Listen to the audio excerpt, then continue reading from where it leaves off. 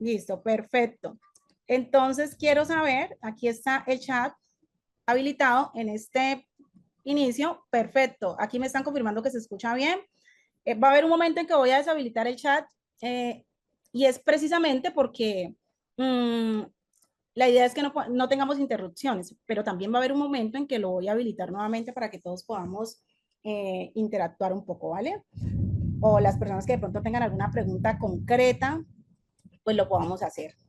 Bueno, cualquier cosa igual voy a estar por aquí en el chat, me levantan la manito si alguna cosa es muy importante, que no me escuchen y eso, pues para yo tener como claridad frente a ello. Ya minimizo por aquí, perdón. Listo. Entonces, como ya les dije, el diplomado tiene como nombre de psicología educativa con énfasis en modelos cognitivos socioemocionales del aprendizaje.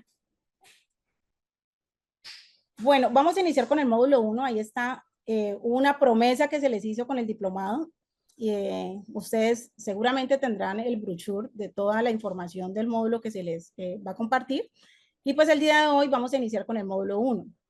Para este módulo contamos con un tiempo de aproximadamente 1 hora y media y la idea es que podamos estar súper atentos y comprometidos pues con este espacio. Bueno, ya seguramente, ya esto, el hecho de que ustedes estén aquí, pues ya es una muestra de que ustedes quieren hacer esto, ¿vale? Eso es lo que nos muestran. El módulo 1 tiene como nombre Fundamentos de la Psicología Educativa. ¿Y cuál es el objetivo de este módulo? Chicos, es comprender los principios básicos de la psicología educativa, ¿sí? ¿Qué es eso que nos atañe en la psicología educativa y cuál es la aplicación en los diferentes contextos profesionales? Eso es lo que nos atañe con este módulo. Bueno, por aquí tenemos algunas definiciones. Una definición de la psicología educativa que dice que la psicología educativa es una disciplina y como disciplina que estudia cómo las personas aprenden y cómo los procesos psicológicos influyen en la educación y cómo esto ha evolucionado de una manera trascendental a lo largo del tiempo con la contribución de diversos enfoques, con la contribución de precisamente diversas teorías. Y básicamente se centra, la psicología educativa se centra básicamente en el estudio del aprendizaje humano, ¿sí? En los contextos educativos y examina cómo las personas de una u otra manera adquieren esos conocimientos, desarrollan habilidades y adquieren en diferentes métodos de enseñanza. Entonces, su enfoque se abarca en diversos aspectos. El primero de los enfoques en los que se abarca es en los procesos cognitivos que involucran ¿qué? El aprendizaje, ¿sí? Y cuando hablamos de los procesos cognitivos y estamos hablando del aprendizaje, estamos diciendo que esos procesos cognitivos tienen que ver con la memoria, tienen que ver con la atención y tienen que ver con la percepción. Otro de los enfoques diversos que tiene la psicología educativa es que los factores emocionales, no menos importantes y súper trascendentales, porque los factores emocionales y los motivacionales que influyen precisamente en el desempeño académico del estudiante. Un niño, un estudiante, un joven que tiene unos factores, unas herramientas emocionales básicas y fundamentadas, es un estudiante que va a aprender mucho más fácil. Y la influencia del entorno social, de la cultura, de la educación, es fundamental. Bueno, ahora vienen, básicamente vamos a hablar de los principales enfoques que tienen que ver un poco con, decimos que dentro de los principales enfoques está el conductismo, está el cognitivismo, está el constructivismo y los enfoques humanistas. Yo creo que muchas de las personas que están aquí, pues cuentan con experiencia y de una u otra manera conocen un poco acerca de lo que les estoy hablando. Y cuando hablamos de conductismo, estamos hablando de precisamente el aprendizaje basado en los estímulos, ¿cierto? Y en los refuerzos. Y nos vamos de una a Paulot, nos vamos a Skinner, ¿sí? Y cuando hablamos del cognitivismo, pues nos trasladamos precisamente a los procesos mentales, que son pues como la adquisición, que vienen pues para desarrollar la adquisición de los conocimientos o del conocimiento. y nos trasladamos inmediatamente a Piaget y nos trasladamos a Vygotsky. Luego, dentro de esos principales enfoques de la psicología educativa está el constructivismo, y el constructivismo, pues precisamente es el aprendizaje como una construcción activa del conocimiento. Entonces, donde nos trasladamos a Brunner. Está el enfoque y los enfoques humanistas, socioemocionales, en el impacto pues de las emociones y del aprendizaje, que nos vamos a Coleman.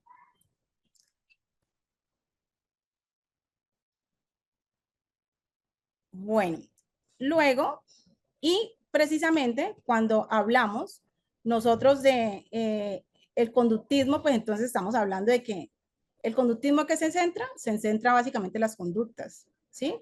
En lo que yo puedo observar, en lo que yo puedo medir. ¿Me dicen por aquí que no me escuchan?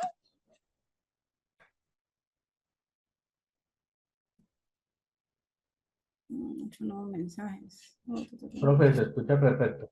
Ok, dale, gracias. En lo que yo puedo observar, hablaban, bueno, retomemos. Entonces estamos hablando del conductismo y precisamente es en eso que yo puedo medir, ¿sí?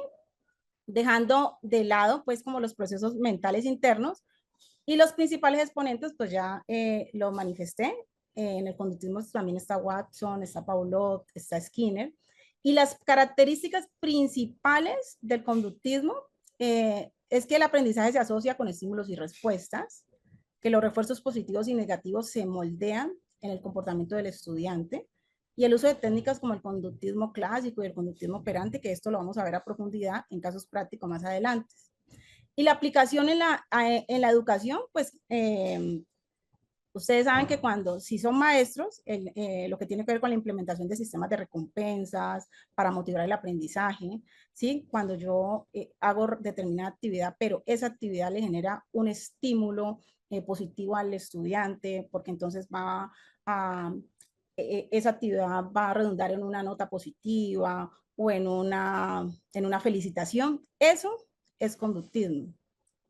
La programación activa de actividades paso a paso con la retroalimentación inmediata, ¿sí? El hecho de que nosotros podamos tener actividades donde ellos puedan hacer un paso a paso, pero que también tengan la posibilidad de retroalimentarse y contar sus experiencias, y el uso de evaluaciones frecuentes para precisamente medir el aprendizaje, pero no desde la competencia, sino desde que ellos tengan la posibilidad de interactuar con el otro y tengan la posibilidad de medirse a ellos mismos, porque cuando colocamos el aprendizaje o cuando decimos que el aprendizaje se vuelve una competencia, o la evaluación, pero se vuelve una competencia, entonces es cuando entramos también a fallar y a generar eso que no queremos generar, que es de pronto frustración a nivel emocional en los estudiantes. Luego pasamos en el punto 2 al enfoque al cognitivismo, y en el cognitivismo hablamos precisamente de que se enfatiza en todo lo que tiene en lo interno, en lo mental, en los procesos mentales que nosotros podamos tener.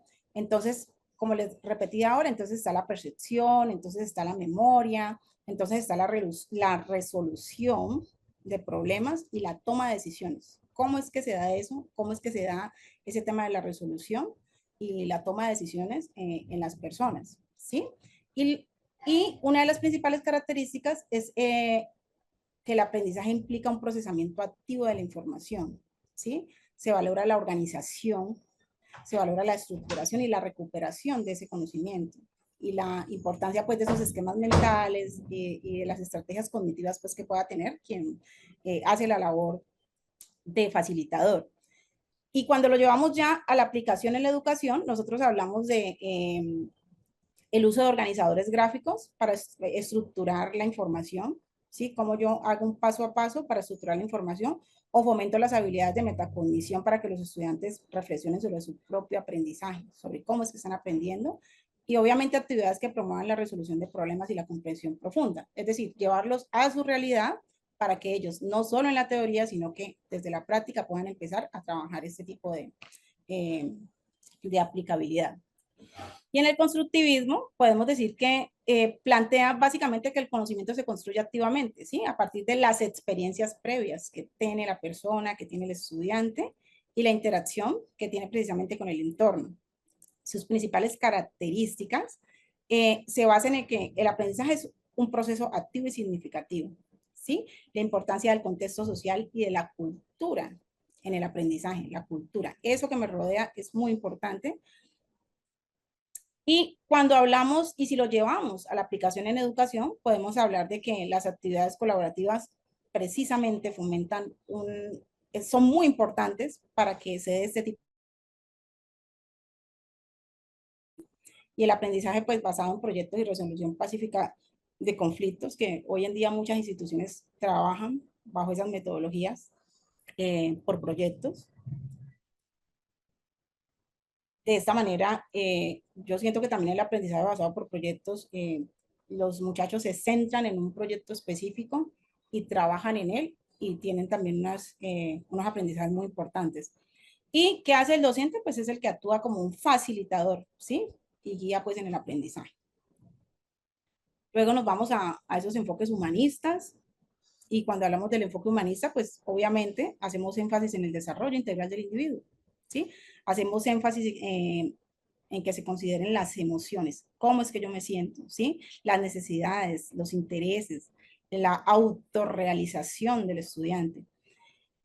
Y las principales características aquí son el foco está en todo lo que tiene que ver con lo emocional, ¿sí? En el bienestar emocional, en cómo se siente ese estudiante, cómo se siente el individuo. Y el aprendizaje autodirigido, basado precisamente en los intereses personales, en qué es eso que le interesa, cuáles son sus intereses, en esa escucha activa de qué es eso que le gusta y la importancia.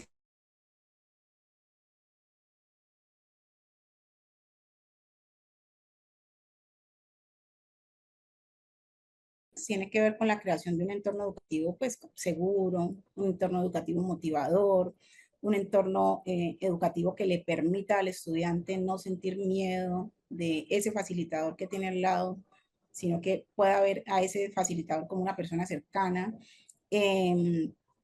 fomentar esa participación activa durante los procesos de evaluación, porque nosotros sí algo que tenemos que tener en cuenta es que la evaluación no es mal, no está mal.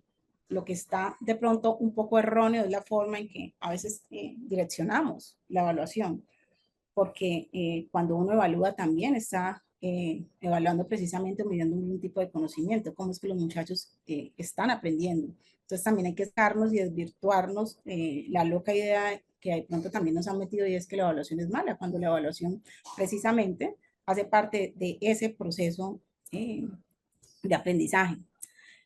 Y atención a las diferencias individuales y el desarrollo de competencias socioemocionales. Cómo aprende cada uno, ¿sí? Cómo es que están aprendiendo cada uno de ellos, cómo aprenden las personas y las competencias socioemocionales. Ustedes saben que las personas normalmente no resuelven o no tramitan sus emociones de la misma manera. Entonces, para eso es muy importante. Bueno, ahora seguimos con el rol de la psicología en el proceso de enseñanza-aprendizaje. Y estamos diciendo que hay unas contribuciones claves. Decimos que hay una importancia de los enfoques psicológicos en educación, el desarrollo de estrategias didácticas efectivas, la evaluación de habilidades y dificultades de aprendizaje, la intervención en problemas de comportamiento y el fomento de ese desarrollo socioemocional. Y estamos diciendo que es muy importante aquí en el rol de la psicología en el proceso de enseñanza, precisamente la optimización del aprendizaje, ¿sí? Aplicar pues como las teorías que permitan diseñar estrategias educativas efectivas, adaptativas, que se adapten a las necesidades de los estudiantes, ¿sí? La diversidad de metodologías. Hoy en día existen muchas metodologías y cada enfoque aporta pues a una visión distinta para abordar el proceso de enseñanza diferente, ¿sí? el desarrollo integral de los enfoques, entonces el humanista en particular, que promueve pues el desarrollo socioemocional, además pues del conocimiento cognitivo. Y la investigación pedagógica, que no puede tomar distancia de esto, ¿sí? Que es la combinación precisamente de los enfoques que facilita la implementación de las metodologías activas y personalizadas. Hay unas contribuciones claves en el desarrollo de esas estrategias efectivas, que es el primer punto que tenemos allí, y es que la psicología educativa precisamente ayuda a diseñar los métodos, ¿sí? ¿Y qué tipo de métodos? Pues los métodos de enseñanza que se adaptan precisamente a las diferentes formas de aprender los estudiantes. Básicamente, ¿qué incluye esto? El aprendizaje colaborativo, las técnicas de motivación y la incorporación de elementos visuales y auditivos para maximizar la comprensión. Básicamente, dentro de el desarrollo de estas didácticas efectivas, el aprendizaje colaborativo promueve que los estudiantes puedan aprender de una manera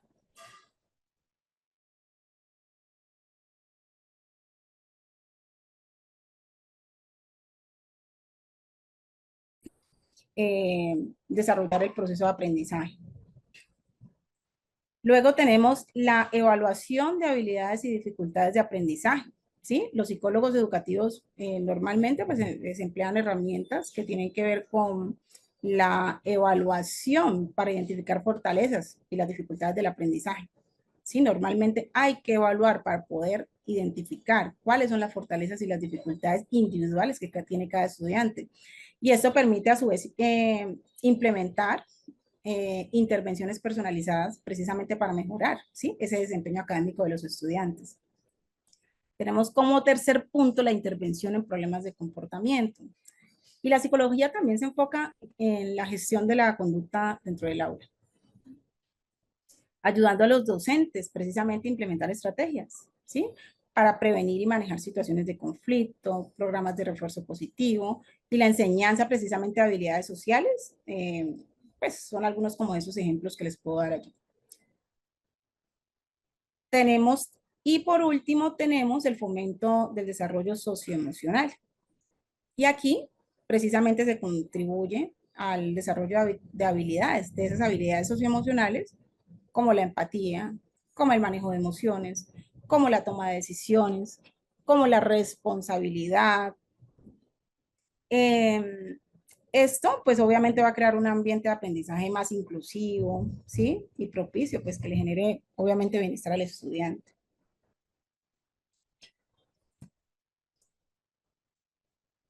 Bueno, dentro de la historia de la psicología educativa, hay unos orígenes, ¿sí? Hay unos orígenes. Y la psicología educativa precisamente surge por allá en el siglo XIX con la aplicación de los principios psicológicos en el ámbito educativo de William James, que es un conocido por distintas obras que él tiene de psicología. Y él enfatizó precisamente en la importancia de adaptar la enseñanza a las necesidades de los estudiantes, ¿sí? Y él destacó precisamente la conexión entre la psicología y la práctica docente. John Dewey también fue un propulsor de la educación y él consideraba que el aprendizaje debía basarse en la experiencia directa del estudiante.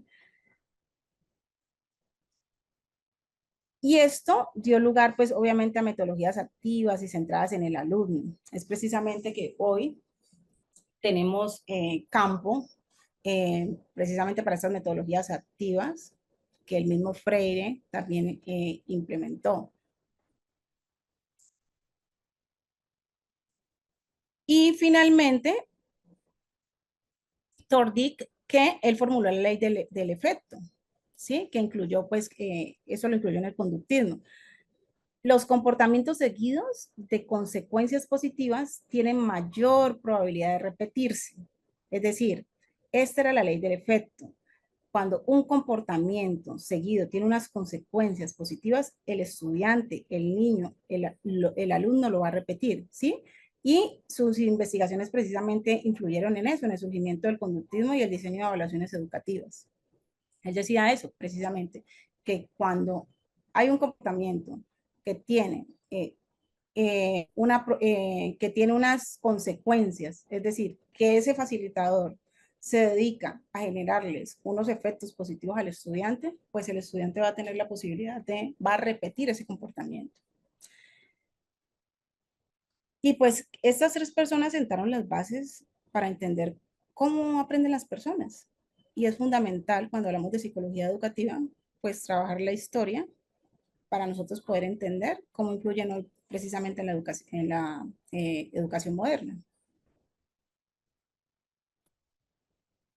Hay unos principales hitos en la psicología educativa y está tenemos unas épocas, o quise enfatizar en unas épocas importantes que está entre 1900 y en 1920, que surgen pues las primeras aplicaciones de la psicología en la educación. Y surge ese interés por aplicar principios psicológicos en el aprendizaje. Sí, se desarrollaron los primeros estudios sobre la inteligencia y la medición del rendimiento académico. Sí, con algunas pruebas, la Simon, la Wiener, que durante este diplomado vamos a revisar, y la psicología experimental, ¿sí? De Boom, que influye en la educación, enfatizando la observación y el análisis de esos procesos mentales. De 1930, entre 1930 y 1950, pues tenemos el desarrollo del conductismo y esas primeras teorías del aprendizaje, con Watson, con Skinner, que ellos precisamente establecen el conductismo como un paradigma dominante, ¿sí? Se introduce el concepto de refuerzo y condicionamiento operante para modificar la conducta en el aula. Y se desarrolla la teoría del conexionismo, ¿sí? Influyendo en la educación con sus principios de repetición y de recompensa, de lo que hablábamos ahora también. Entre 1960 y 1980 tenemos el auge del constructivismo y pues los enfoques cognitivos con Piaget, con Vygotsky, con Brunner, y precisamente ellos nos hablan del desarrollo cognitivo, destacando la importancia de la interacción del niño con su entorno. Pero Vygotsky también nos habla de la teoría sociocultural, donde nos dice que él resalta el papel del lenguaje y la interacción social del estudiante. Y Brunner, que enfatiza en el aprendizaje por descubrimiento y en la enseñanza basada en la estructura de conocimientos. Actualmente, ya 1900, está la interacción de la neurociencia, donde la neurociencia precisamente lo que hace es que comience a influir en la educación.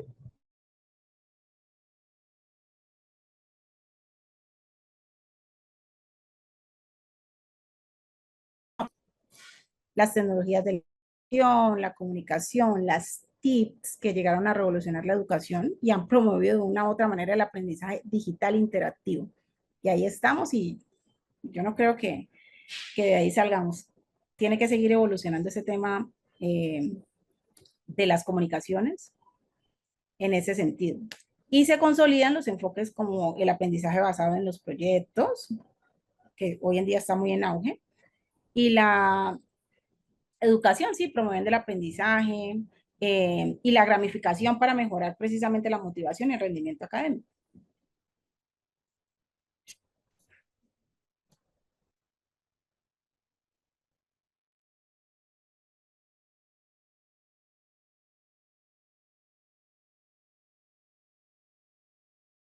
Y está Piaget, que lo hemos venido trabajando o hemos venido mencionándolo dentro de esta historia de la psicología educativa. Y Piaget, básicamente, él proponía, ¿qué proponía Piaget? Pues que los niños atraviesan 4 etapas de desarrollo cognitivo, ¿sí? Y que yo sé que para muchos eso es muy sonoro y es un poco conocido. Entonces está la etapa sensoromotora, que es de los 0 a los 2 años, está la etapa preoperacional, que es de los 2 a los 7 años. Está la etapa preoperacional, está la etapa concreta, perdón, que es de los 7 a los 11 años. Y esta etapa operativa formal, que es de los 11 años en adelante. Y básicamente, en esta etapa sensoromotora, que es la primera etapa, pues un bebé aprende, ¿cómo aprende? Que al agitar, por ejemplo, un sonajero, se produce un sonido, ¿sí? Lo que refuerza pues su relación con la causa y ese efecto. En la etapa 2, que es la preoperacional, pues un niño que, ¿cómo aprende un niño? Entonces un niño que usa bloques, es un niño que precisamente para construir, ¿qué? Para construir un castillo, pero no comprende precisamente que el agua en un vaso puede tener el mismo volumen que un vaso alto, delgado, ¿sí? Él no va a comprender ese tipo de cosas. Y en esa etapa operativa, que es de los 7 a los 11 años, ellos se desarrolla el pensamiento lógico, ¿sí? Donde ellos en situaciones concretas, los niños comprenden, ¿sí? Y hacen la conservación, pues, como de esas cantidades. Entonces, un ejemplo práctico de ellos es que un estudiante puede, por ejemplo, resolver problemas matemáticos basados en objetos físicos, ¿sí? Como contar monedas o dividir dulces entre amigos, ¿sí? Ya se dan otro tipo de operaciones. Y en la formal, pues se adquiere la capacidad para que ellos piensen de manera abstracta y resolver los problemas hipotéticos, ¿sí? Entonces, un ejemplo práctico es que un adolescente puede analizar, por ejemplo, conceptos filosóficos, ¿sí? Como la justicia, como la moral, y, por ejemplo, formular hipótesis en ciencias sin necesidad de experimentar físicamente. Entonces, bueno, Piaget nos habla de esta parte y Vygotsky, que es un psicólogo ruso, que fue el creador de precisamente la teoría sociocultural, que yo sé que a muchos de nosotros nos suena muy bien. Perdón, que a muchos de nosotros no nos es desconocido. Entonces, él destacó la importancia del entorno social y de la interacción en el aprendizaje. Él introdujo el concepto de la zona de desarrollo próximo y básicamente él se refiere a la diferencia entre lo que un niño puede hacer por sí solo y lo que puede lograr con la ayuda de un adulto, ¿sí? Lo que ese niño puede hacer por sí solo y lo que él puede lograr con la ayuda de ese adulto.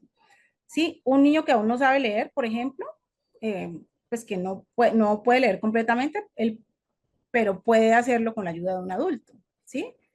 Esta es su zona de desarrollo próximo, o sea, si tiene con la práctica del apoyo, eventualmente podrá de una u otra manera leer más adelante de una forma independiente, pero tiene ese adulto que lo guía. Se hace la medición a través del lenguaje. Vygotsky consideraba que el lenguaje era una herramienta principal precisamente para el desarrollo cognitivo. Entonces, ya que pues obviamente permitía la transmisión de conocimientos y la organización del pensamiento. Y un ejemplo práctico de ello es que, por ejemplo, un niño que te habla en voz alta, ¿sí? Mientras resuelve un rompecabezas, él está usando el lenguaje como una herramienta para planificar y reflexionar, obviamente, sobre sus acciones. Y el aprendizaje guiado y el andamiaje. Y esto es Jerome Bloom.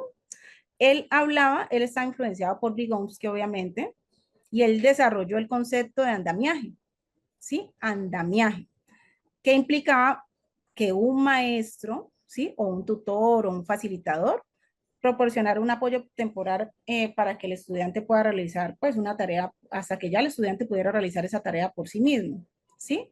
Entonces, por ejemplo, en una clase, no sé, de escritura, eh, el profesor primero muestra cómo se redacta un ensayo, ¿sí? O sea, hay un modelado. Él muestra cómo se redacta el ensayo y luego guía a los estudiantes en la escritura. Es decir, esa guía es el andamiaje, como ese salto que se da, ¿sí? Y finalmente les permite escribir de forma independiente, pero hay una guía inicial.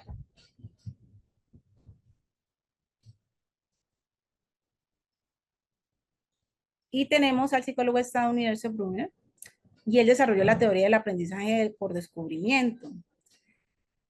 Y él defendió que los estudiantes aprendan, que ellos aprenden mejor cuando exploran, ¿sí? Cuando ellos exploran por sí mismos, cuando ellos exploran esos conceptos por sí mismos, cuando ellos llegan a sus propias conclusiones mediante esa experimentación guiada, ¿sí? Y según él, pues el aprendizaje significativo ocurre cuando precisamente los alumnos se enfrentan a problemas y buscan soluciones activamente. Es decir, nadie las resuelve por ellos.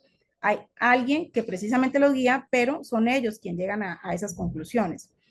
Y por ejemplo, en lugar de explicar directamente la fórmula del área de un triángulo, ¿sí? Un maestro podría, por ejemplo, proporcionar figuras geométricas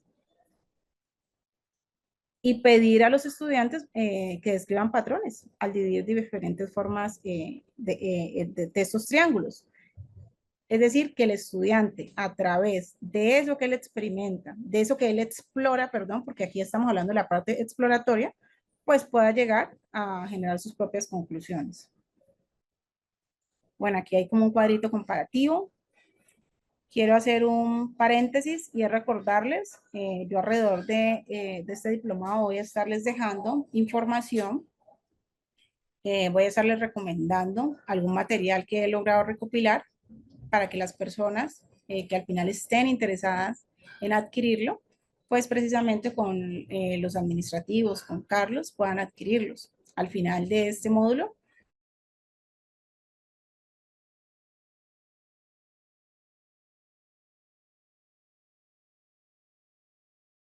material y pues una cuña importante es que puedan acceder también al final a la certificación que precisamente les va a servir para mejorar su currículum y para, sí, mejorar su hoja de vida. Ahora, a las 7:30, a las 7:30, vamos a tener un break de unos minuticos y continuamos pues con el espacio. Como finalmente el compañero Carlos cierra la actividad, nosotros vamos a tener un break de 15 minutos. Me corrige Carlos si está por ahí. De 15 minutos y posteriormente vamos a seguir con el proceso, con la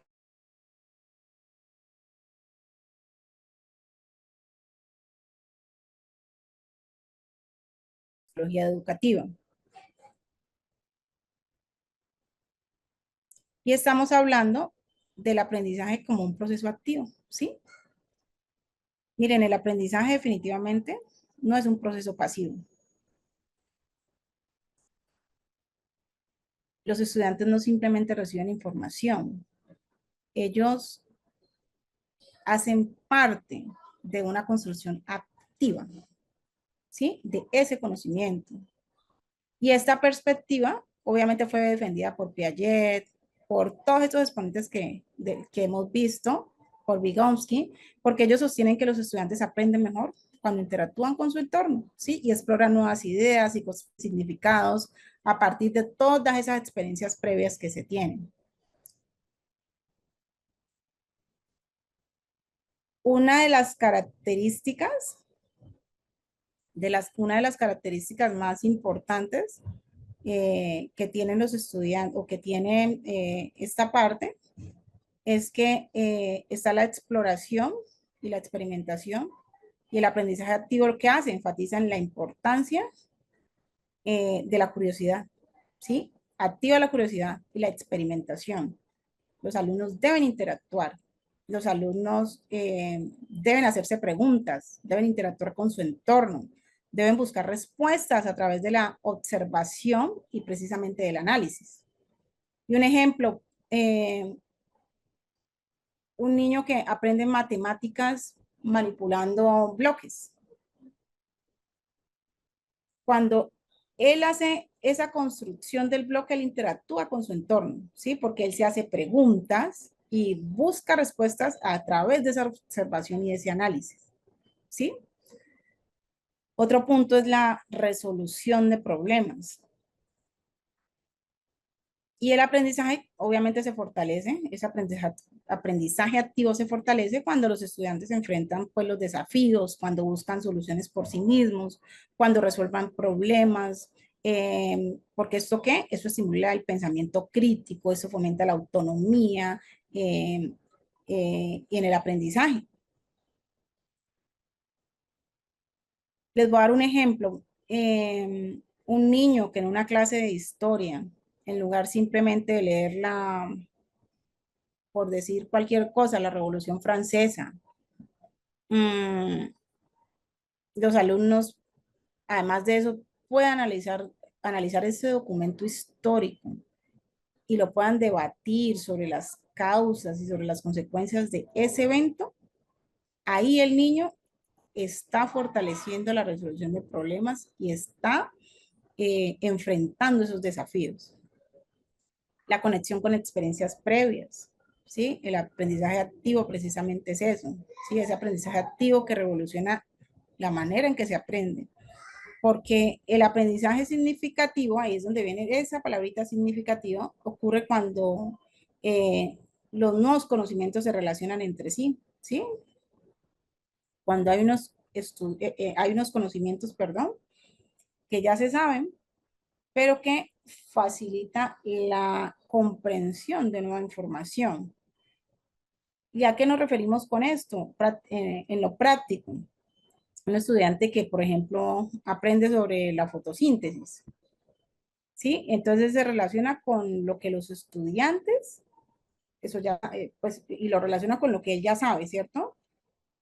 Pero eh, él puede relacionar ese conocimiento con la importancia de la reforestación, del impacto del cambio climático, ¿sí? Llevarlo a las realidades, ¿sí? No es solo la fotosíntesis por sí sola, sí, que él pueda entender cómo ese proceso de fotosíntesis lo puede llevar a él a entender la importancia de reforestar cuando se reforesta o el impacto que tiene el cambio climático en el planeta. ¿Sí? Ahí es donde realmente podemos decir que hay un aprendizaje activo. Hay unos factores internos y hay unos factores externos en esos principios básicos de la psicología educativa. El aprendizaje, pues como es un proceso complejo, influenciado por múltiples factores, eh, por ejemplo, en psicología educativa, estos factores pues se dividen entre esto, en los internos y en los externos, con esas habilidades cognitivas y esas habilidades del aprendizaje. Y cada uno desempeña un papel clave, ¿sí? En la adquisición de la aplicación del conocimiento.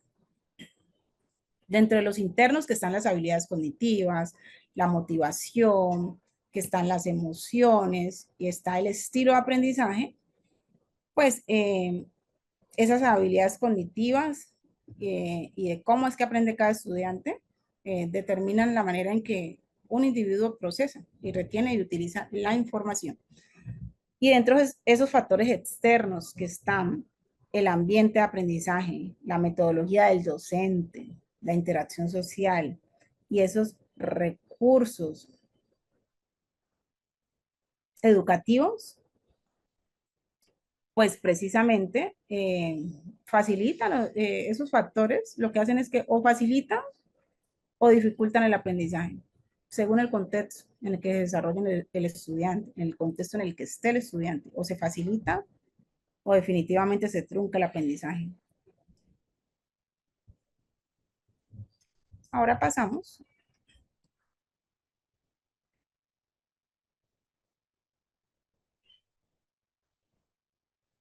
a los ámbitos de aplicación.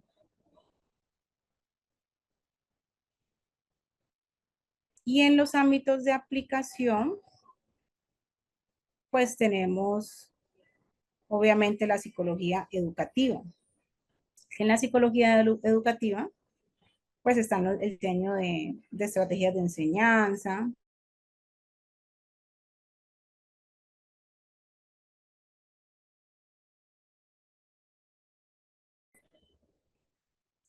donde analiza que las etapas del aprendizaje en los niños, en los adolescentes, considerando pues la evolución cognitiva y pues su evolución emocional. Tenemos la neuropsicología, que estudia la relación entre ¿qué? El cerebro y el aprendizaje, ¿sí? Y se abordan ahí unos aspectos como la memoria, la atención y la plasticidad neuronal, ¿sí? Tenemos la psicología cognitiva, que precisamente examina los procesos mentales, las implicaciones que tiene.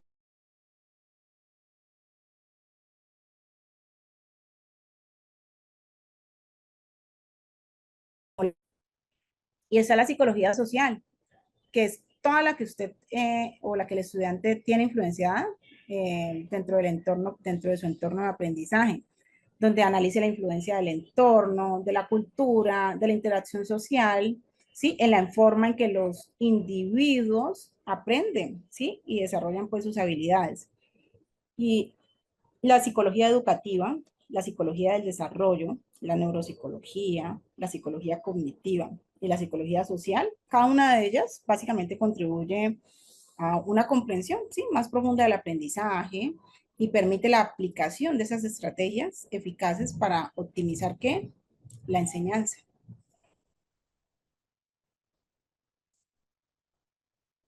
Bueno, decimos que hay un rol de la psicología en el aprendizaje porque la psicología juega un papel esencial en la educación. Pues porque permite comprender cómo los estudiantes adquieren conocimientos, desarrollan habilidades. eh, Su aplicación obviamente en el ámbito educativo ofrece múltiples beneficios que impactan tanto en los procesos de enseñanza como en el bienestar de los alumnos, ¿sí? Y uno de los primeros beneficios en la educación tienen que ver con la mejora de técnicas de enseñanza y de aprendizaje. Entonces, ¿qué permite eso? Pues permite desarrollar métodos psicológicos eficaces, basados en qué? En el desarrollo cognitivo, en las necesidades del estudiante. También tenemos el desarrollo como punto 2 de las estrategias para estudiantes con dificultades. ¿Y qué? ¿Cuáles son esas estrategias? Pues, ¿o qué pasa con esto? Pues que facilitan la identificación y la aplicación de las herramientas especializadas, ¿sí? Para apoyar a aquellos estudiantes que presentan esos desafíos. También tenemos el fomento del bienestar emocional y la motivación, que ayuda a fortalecer la autoestima, la resiliencia y el interés por el aprendizaje, donde se promueve un entorno positivo. Tenemos la optimización de la comunicación entre los docentes y los estudiantes o los alumnos, que favorece una interacción efectiva en el aula, mejorando la comprensión y el acompañamiento en el proceso educativo. Y seguimos con la promoción de la inclusión educativa, que básicamente contribuye a que haya una adaptabilidad en las metodologías y en los recursos que garanticen la igualdad de oportunidades para todos los estudiantes. Miren, en definitiva, la psicología educativa es una herramienta y es una herramienta clave, ¿sí? Para potenciar el aprendizaje y garantizar precisamente ese desarrollo integral de los estudiantes. Miren todos los beneficios de la psicología educativa. También existen unos factores biológicos, ¿sí? En ese proceso, en esos factores que influyen en el aprendizaje. Y porque el aprendizaje, en definitiva, no solo depende del entorno y la enseñanza, sino que también de factores biológicos, ¿sí? Que influyen en la manera en que adquirimos y procesamos la información. Entonces, está el funcionamiento del cerebro y del sistema nervioso. Entonces, está la estructura y la actividad cerebral, pues cómo ellos determinan, ¿sí? La capacidad de la atención. Sí, sí, correcto. Claro que la profesora todavía no está hablando y me están escuchando a mí.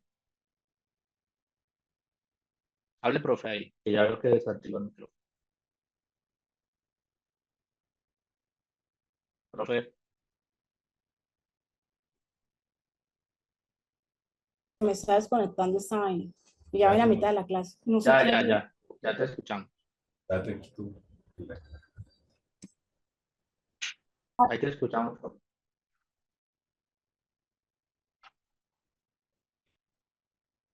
Hola.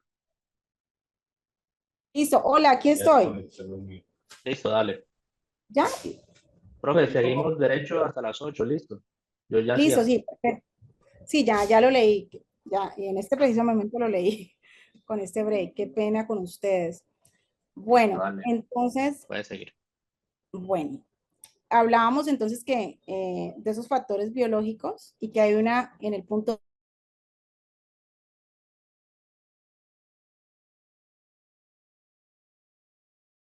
de disposición del aprendizaje. Que hay una predisposición del aprendizaje y donde es la herencia precisamente la que puede influir, ¿sí? En esas habilidades cognitivas, eh, como la facilidad de pronto para el lenguaje, para el razonamiento matemático, la salud física y su impacto. Imagínense, eso también es súper importante. Aspectos como la alimentación equilibrada, un sueño adecuado y la prevención precisamente de enfermedades, ¿sí? Eh, ¿Cómo afectan el rendimiento académico y la concentración en un estudiante? Yo he visitado zonas del país donde existen niños que de pronto no se alimentan bien, que no desayunan bien, que su primera comida es en las escuelas, ¿sí? Que es esa ración que les dan en las escuelas y como esos niños definitivamente tienen unos procesos mucho más lentos para aprender porque son niños que no se están alimentando bien y esto influye directamente en el aprendizaje. También tenemos el desarrollo sensorial y la motricidad, que tienen que ver más con los aspectos como la alimentación equilibrada, ¿sí? Eh, lo sensorial tiene que ver con la coordinación motriz, con...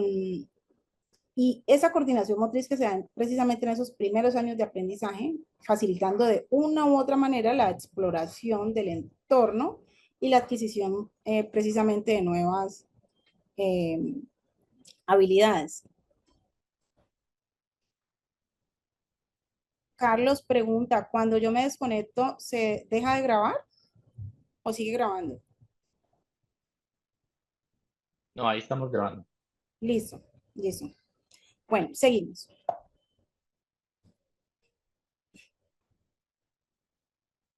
También hay unos factores emocionales y estos factores emocionales tienen mucho que ver, eh, son fundamentales en el proceso del aprendizaje porque ellos influyen en la concentración, ¿sí? Eh, ellos en la memoria, en la capacidad que tiene un estudiante hasta para resolver problemas cotidianos, problemas del día a día. Y uno de esos factores emocionales está en la autoestima y la confianza en el aprendizaje, dice acá. ¿Y por qué hablamos de que esto es fundamental? Pues porque una percepción positiva de las propias personas, de sus capacidades, facilita la participación activa, ¿sí? Y la superación de esos desafíos académicos, ¿sí? Ese autoevaluación, esa percepción positiva es fundamental. También tenemos la motivación intrínseca y extrínseca, que tiene que ver con ya la motivación interna, ¿sí? El interés personal, y la externa pues tiene que ver con la recompensa, con el reconocimiento y cómo se influye pues en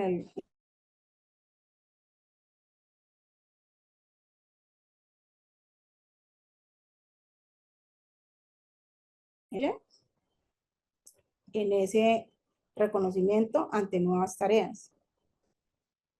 También tenemos el manejo del estrés y de la ansiedad, que hoy en día yo creo que es un tema muy tocado y yo sé que aquí en varios diplomados se ha tocado.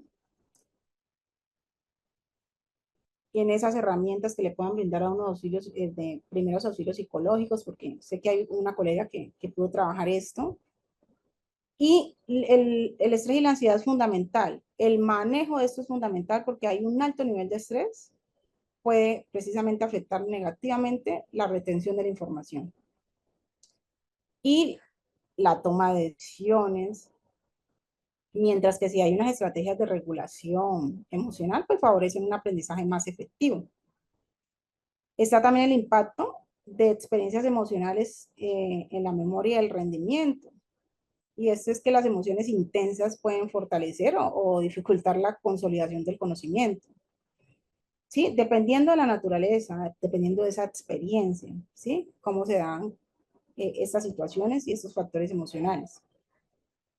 También tenemos los factores sociales, que no menos importantes, y esos factores sociales en el aprendizaje, pues tienen que ver con que esto no ocurre, el aprendizaje no ocurre de una manera aislada, sino que dentro de ese entorno social también influye el desarrollo intelectual, ¿sí? Y emocional del estudiante. Entonces está, como primera instancia, tenemos la influencia de la familia, ¿sí? Y tenemos la influencia de la familia y de ese entorno pues como más cercano, ¿sí? El apoyo familiar, los hábitos de estudio en casa, el acceso a recursos educativos, cómo pueden potenciar o pueden facilitar el aprendizaje o dificultar el aprendizaje, ¿sí? De acuerdo a cómo se den esas dinámicas en casa, del acompañamiento que tenga ese estudiante, pues se pueden potenciar de una u otra manera ese aprendizaje o pueden haber dificultades para que se den. El segundo punto es el rol de los estudiantes, el rol de los docentes y la escuela en el aprendizaje. Y qué cosa tan importante. Mire que los educadores no solo transmiten conocimientos, ¿sí? Y esto es algo que quiero que les quede, que se nos quede como palabra rema, sino que también modelan actitudes y fomentan ese pensamiento crítico en los estudiantes.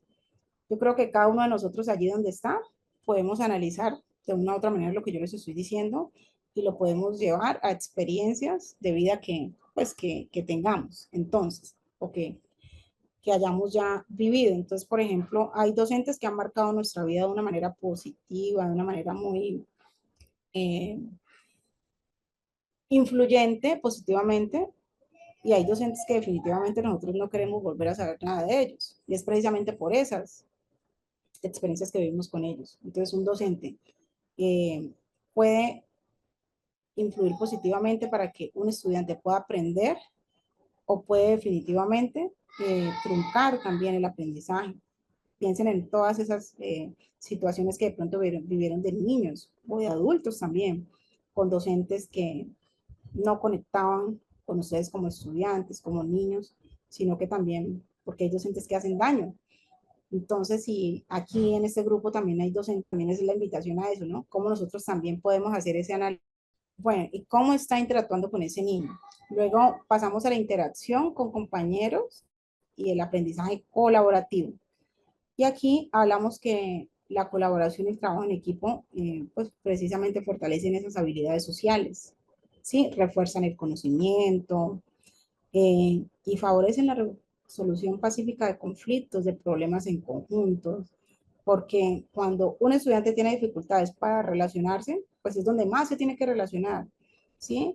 Porque no podemos aislar a los estudiantes tienen que tener la posibilidad, la capacidad de interactuar con el otro y además de interactuar con el otro tienen que tener la capacidad de desarrollar, de tramitar sus dificultades, sus problemas, ¿sí? De generar eh, herramientas fundamentales para poder resolver sus dificultades, sus conflictos, sus diferencias, para mirarse con empatía, ¿sí?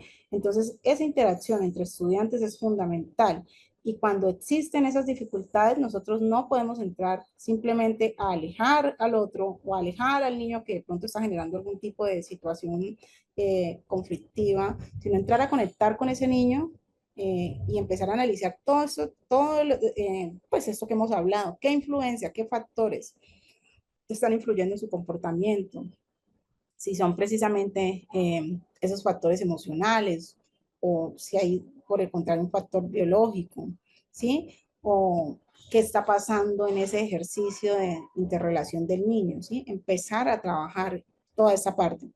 Y por último, y no menos importante, es el impacto de la cultura en ese contexto socioeconómico. Y cuando hablamos del impacto en la cultura, hablamos de las oportunidades educativas, ¿sí? El acceso a la tecnología, el nivel socioeconómico, ¿sí?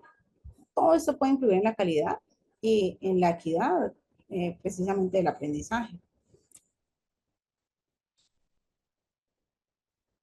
Bueno, tenemos un último punto que tiene que ver con la aplicación de la psicología educativa en los distintos contextos laborales. Y tenemos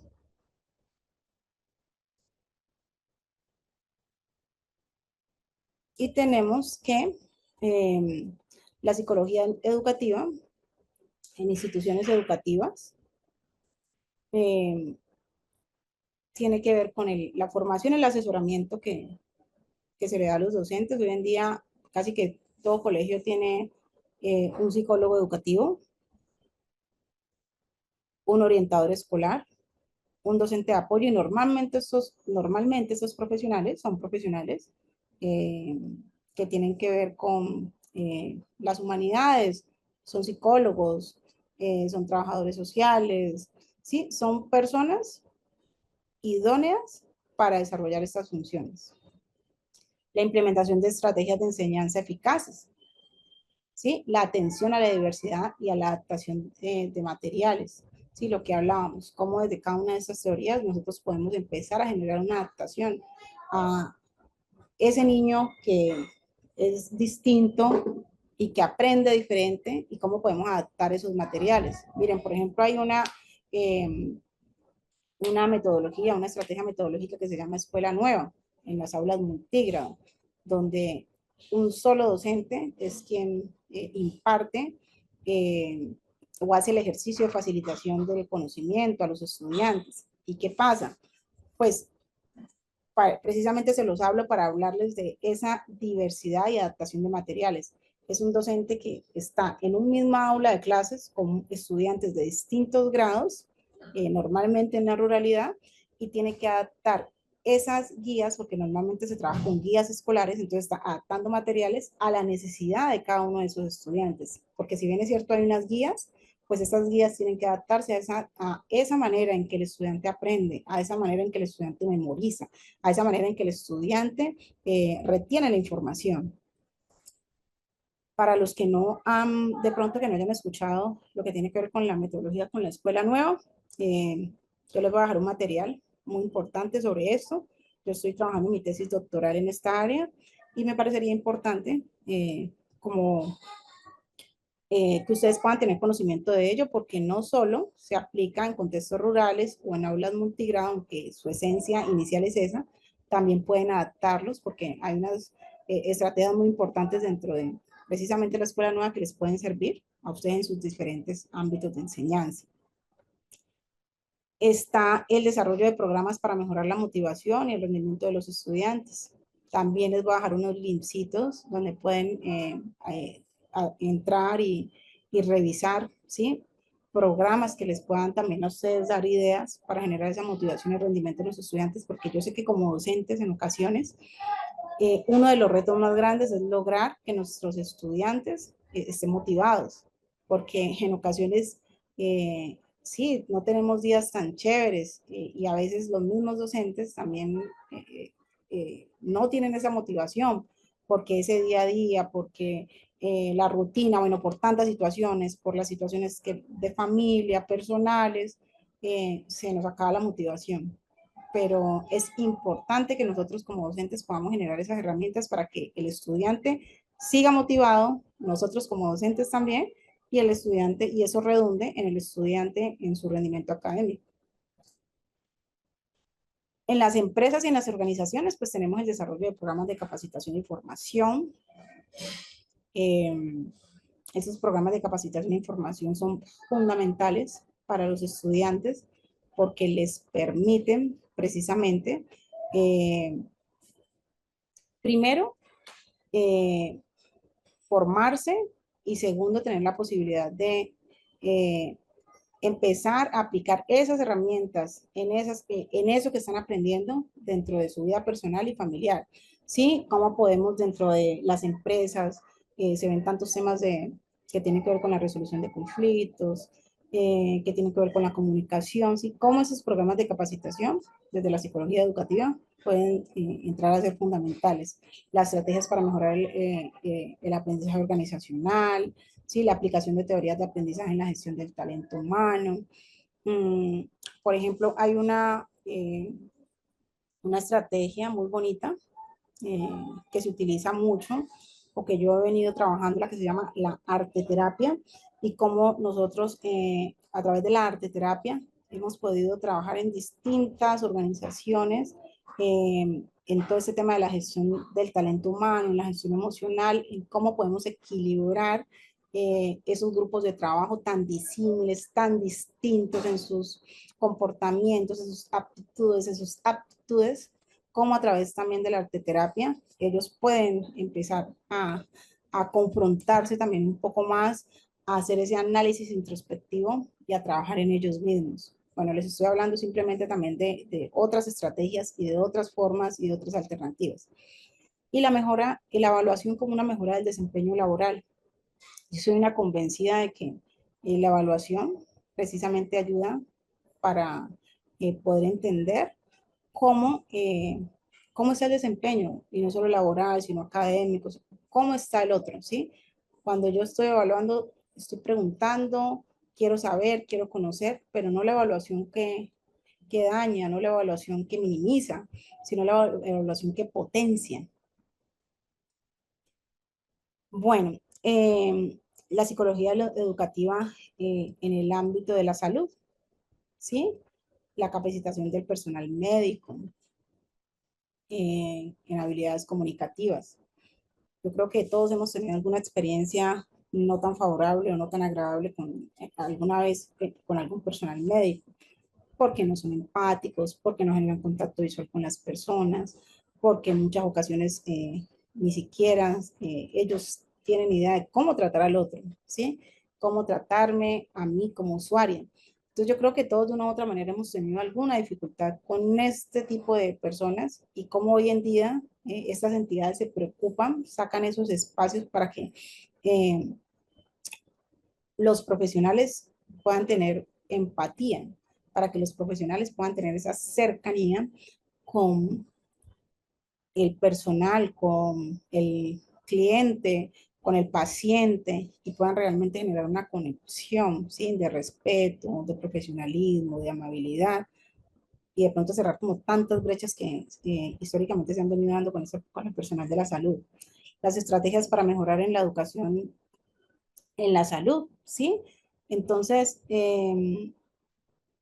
por ejemplo, eh, cosas tan básicas como que sean con la comunicación, como la forma en que el personal de la salud escribe. Hoy en día ya es más común encontrar médicos que redacten más y mejor, ¿sí? Porque ellos ya entienden que deben generar esta empatía con lo que escriben, cómo lo comunican. Y el desarrollo de la prevención, del bienestar emocional, ¿sí? Y el bienestar general que se pueda dar. Es decir, yo hoy en día siento que hay profesionales de la salud más conscientes en cada una de las áreas, ¿sí? Anteriormente esto no era como tan, sí, tan notorio, ¿sí? Como hoy en día. La psicología en el ámbito tecnológico, ¿sí? Entonces el uso de la tecnología para facilitar el aprendizaje, ¿sí? Hoy en día nosotros tenemos muchísima, la tecnología nos atraviesa, la tecnología nos abarca, la tecnología la tenemos a la orden del día y la tecnología llegó para quedarse. Entonces, la tecnología ha sido, es fundamental y la tecnología está para que la usamos en favor de cada uno de, pues, de nuestro accionar diario, ¿cierto? Y precisamente eh, la gamificación, o sea, como el juego en contextos no lúdicos también puede aumentar la motivación y el compromiso, ¿sí? A través de la gamificación, ¿sí? Y cómo esto se aplica en la educación, en el marketing, en los recursos humanos, en la salud y en muchos otros hábitos. Hay unos puntos claves de la gamificación y tienen que ver con la recompensa en las acciones, ¿sí? Que generan pues un sentido de logro, los niveles que representan un progreso, que desbloquean pues como que generan nuevos desafíos, las insignias que reconocen los logros específicos y cómo nosotros podemos aplicar eso con nuestros estudiantes. Eh, Fomentan pues como la competencia, las clasificaciones que se dan más como en ese ámbito tecnológico, los retos, las misiones, ¿sí? Que mantienen pues como el interés y dan como ese propósito a la experiencia, la narrativa que es fundamental, porque precisamente la narrativa hace esa experiencia pues pues como más atractiva, más inmersiva, el feedback, ¿sí? Inmediato, pues que se vea que ayuda pues como que a que los participantes mejoren, ¿sí? Se mantengan motivados, se mantengan animados, ¿sí? Y entonces, por ejemplo, aquí yo puse la gamificación porque me parece que de aquí pueden haber muy buenas herramientas. Entonces, por ejemplo, eh, un ejemplo de gamificación que me gusta mucho es, por ejemplo, el juego de preguntas y respuestas para evaluar conocimientos. Ahí yo estoy haciendo evaluación, ¿ves? Pero es a través del juego, ¿sí? ¿Cómo yo puedo a través de una pregunta eh, muy desde lo coloquial, muy desde el juego, muy tranquila, puedo empezar a evaluar conocimientos de los estudiantes? El aprendizaje de idiomas con los puntos, con rayas, con niveles, ¿sí? Eh, Y bueno, y muchas otras herramientas que se pueden dar pues a través de la gamificación, el desarrollo de entornos virtuales y de formación, el diseño de programas interactivos, de programas personalizados. Ahora mismo, este tipo de espacios son espacios que aportan, que se aportan desde la psicología educativa, ¿sí? A la tecnología misma. La psicología en el ámbito social y comunitario, los programas de educación en comunidades vulnerables, ¿sí? Cómo podemos llegar o cómo muchas entidades llegan, muchas organizaciones llegan a las entidades con programas que van acorde a las necesidades de esa población, la capacitación en habilidades para la vida y el desarrollo personal, y que las habilidades para la vida que son tan importantes, ¿sí? Y nosotros, y retomando con lo de los programas de capacitación en las comunidades, pues cómo esos programas se acomodan a se deben hacer para acomodarse a las necesidades de las personas. Entonces hay comunidades donde no se puede llevar un programa precisamente que tenga que ver con tecnología, ¿sí? Pero también cómo yo puedo adaptar o cómo muchas entidades generan esos programas acorde a las necesidades y idoneidades de una comunidad. Hay un punto que me parece muy importante en el ámbito social y son las habilidades para la vida y el desarrollo personal, y que definitivamente las habilidades para la vida eh, yo creería que son fundamentales porque ¿qué hacen las habilidades para la vida? Pues que son competencias que ayudan a las personas a enfrentar los desafíos, ¿sí? esos desafíos diarios de la vida cotidiana con éxito, ¿sí? Y hay unas categorías de las habilidades para la vida, ¿sí? Están las habilidades cognitivas, ¿sí? El pensamiento crítico y creativo, están ahí dentro de esas habilidades cognitivas. La toma de decisiones, ¿sí? Evaluar, ¿sí? Las opciones, elegir la mejor, ¿sí? La resolución pacífica de conflictos, la identificación, pues, como esas dificultades. El pensamiento crítico, analizar la información de manera objetiva, ¿sí? El pensamiento creativo, buscar soluciones innovadoras, inmediatas, ya, ¿sí? Dos, las habilidades sociales, entre esas habilidades para la vida, ¿sí? Que tienen que ver con la comunicación, ¿sí? La comunicación asertiva, que hoy en día está tan de moda porque comunicarse asertivamente es fundamental, poder expresar ideas, sentimientos con claridad, ¿sí? El respeto que uno tenga a la hora de manifestar esas ideas, la empatía, comprender las emociones del otro, las perspectivas de los demás, el trabajo en equipo, ¿sí? Colaborar eficazmente con otros, ¿sí? El manejo, las habilidades en el manejo de emocionales, de autoconocimiento, ¿sí? La autoconciencia, conocer las fortalezas y conocerse en sus fortalezas y debilidades emocionales y trabajar en ellas. El manejo del estrés, que ya lo manifestamos. Afrontar la presión, ¿sí? Pero de una manera saludable, como yo puedo, tengo, adquiero esas herramientas a través de las capacitaciones, de las habilidades para la vida, para controlarme, autocontrolarme, ¿sí? El control emocional, ¿sí? Regular, ¿sí? Mis reacciones en situaciones difíciles. ¿Cómo es que yo estoy actuando entre esas situaciones? La resiliencia, que es un término tan contemporáneo, pero tan fundamental, ¿sí? Adaptarse y recuperarse de los fracasos, ¿sí? Entonces, ¿cómo esa capacitación, en el ámbito social comunitario, tener habilidades para la vida, puede ayudar muchísimo al desarrollo personal? Las estrategias para mejorar la interacción social a través del aprendizaje. Bueno, por aquí yo les tengo eh, más o menos un material del módulo 1. Este material se los voy a- se los va a compartir a las personas pues que lo quieran adquirir, ¿sí? Les tengo un recomendado, un libro, ¿sí?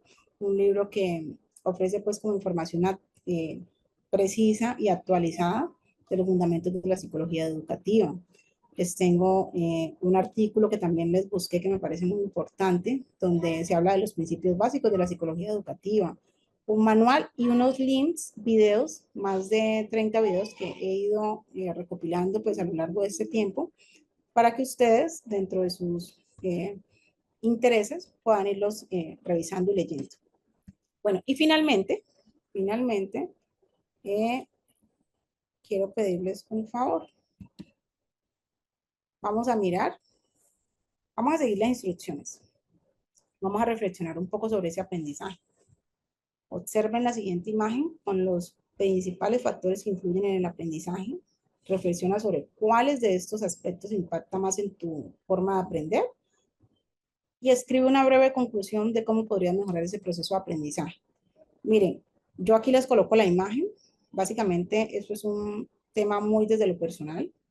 Cada uno lo puede hacer ahí donde está.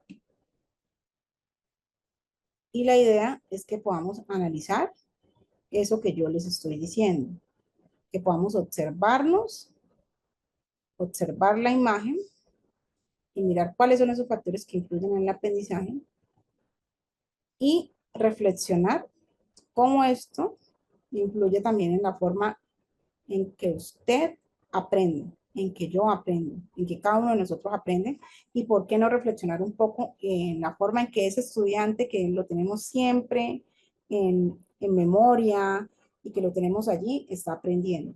Entonces les voy a dar un minutico para que revisen la imagen.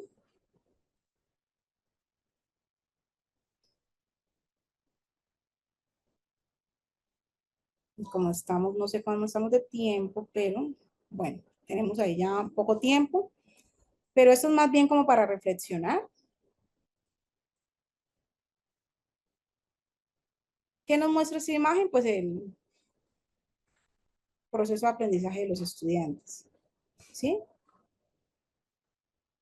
y lo podemos dividir en tres grandes categorías, ¿sí? Los factores biológicos, que influyen precisamente en el funcionamiento del cerebro, de la genética, de la salud.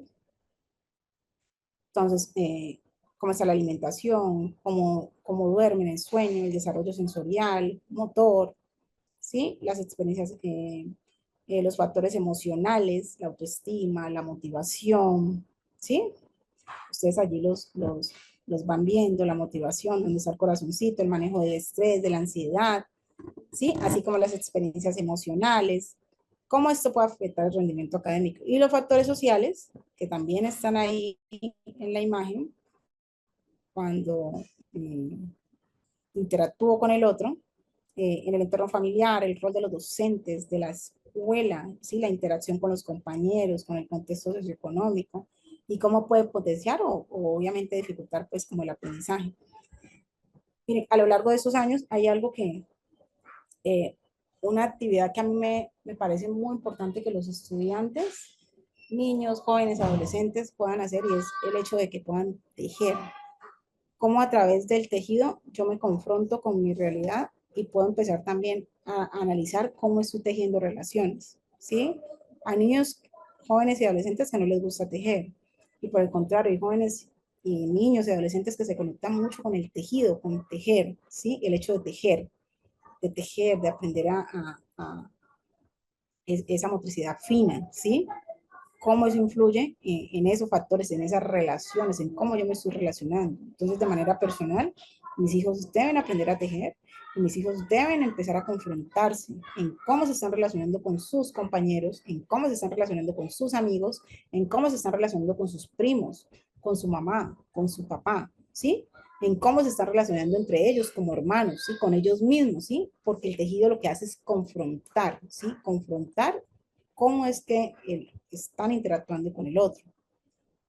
Entonces, bueno, yo ahí les dejo esa imagen que me parece importante que la podamos, que cada uno de ustedes la pueda reflexionar y piénsense cómo influyen esos factores biológicos en el desarrollo del aprendizaje, ¿sí? Cómo se afecta esa capacidad para tomar, para, sí, determinar la capacidad cognitiva de cada persona, ¿sí? ¿Por qué es importante el aspecto emocional en el proceso del aprendizaje, de acuerdo a lo que hemos visto? Y de qué manera el contexto social puede o no, ¿sí? Potenciar o limitar precisamente el aprendizaje.